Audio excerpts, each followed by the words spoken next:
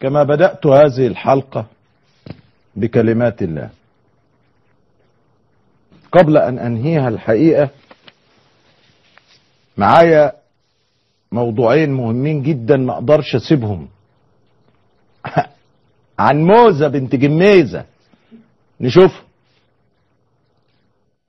الموضوع اللي انت بتطرحه وبتقول للدكتور مرسي احنا الموضوع ما بنطرحوش، حضرتك اللي هتطرح الموضوع ده، يعني فكرة حرة لكم يعني المشاهدين. يقول له مظاهرات والدكتور مرسي وسلاسل بشرية جايبينها على الشاشة. اول بس اذا انت بتعمل الجزيرة مباشر مصر ليه ما بتجيبش المظاهرات اللي في قطر؟ هي قطر دلوقتي انت ما عندكش علم ان هي فيها مظاهرات؟ قطر فيها مظاهرات؟ ما فيهاش مظاهرات. لو في عندك فيديوهات ابعتها لنا نعرضها على طول، مفيش مشكلة. طب ايه رايك ابعت لي انت السكريبت بتاعك وانا ابعت لك موجود الايميلات على الشاشة. لو في مظاهرات اكيد نغطيها يعني، او هتلاقي غيرنا بيغطيها حتى فين هي مش عارف. لا ما هو انت يا حبيبي انت بتقول لي الجزيرة دلوقتي محايدة مظبوط؟ احنا بنتناقش والعلم اهو. معاك اتفضل. اعمل مباشر مصر اعمل مباشر قطر. ولا ديت مش في كتيرة؟ ماشي، لو عملنا مباشر قطر هنجيب فيها ايه طيب قول لي. هل حضرتك المظاهرات اللي عندك دلوقتي في مظاهرات في قطر؟ هو في اليوم الرياضي في قطر. في اليوم الرياضي ده ممكن تشوفه حتى على الجزيرة مباشر، بناخد لقطات الناس كلها قاعدة تلعب في الشوارع. اسأل حضرتك الاعداد عندك في الجزيرة، اسألهم في مظاهرات ولا لا. عاوزين تمام. قناة الجزيرة من الاول احنا كنا بنتفرج عليها كانت حيادية، دلوقتي مفيش حياد خالص. طيب ماشي، على العموم يعني سألنا ومفيش مظاهرات، نعمل ايه؟ نجيب مظاهرات منين طيب؟ دي مشكلة.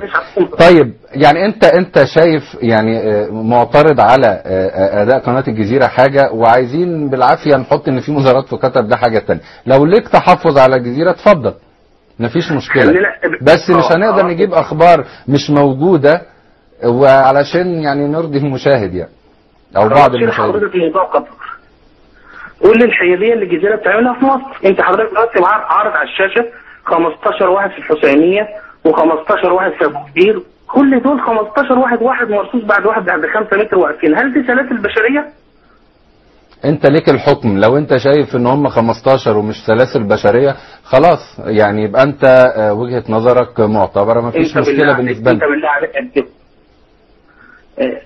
كده يا جماعة والله كده حرام عليك، وكده قناة بتخرب دولة. لا هو انا عايز اطمن المشاهد ان القناة دي مش عمرها ما تقدر تخرب دولة.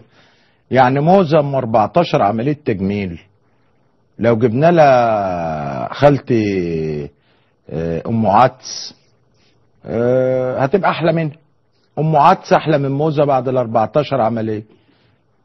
فعمر ما القناة دي هتقدر تخرب مصر ولا تهز شعرة في راس مصر. مضاف الى ان الواد العميل المذيع اللي انت كنت بتكلمه، انا بقول الكلام ده للاخ العزيز المصري اللي عمل هذه المداخله. الواد العميل اللي انت كنت بتكلمه الواد ده مصري ما اعرفش مننا داهيه، باينه من عندنا من المنصوره ولا مننا نصيبه عليه وعلى اللي خلفوه على امه وعلى ابوه وعلى جنسه كله. تمام. لان المفروض اهل الدقهليه اذا كان الولد ده من الدقهليه اهل الواد ده يطلعوا يربطوا اهاليه على العواميد اللي حوالين بيوتهم.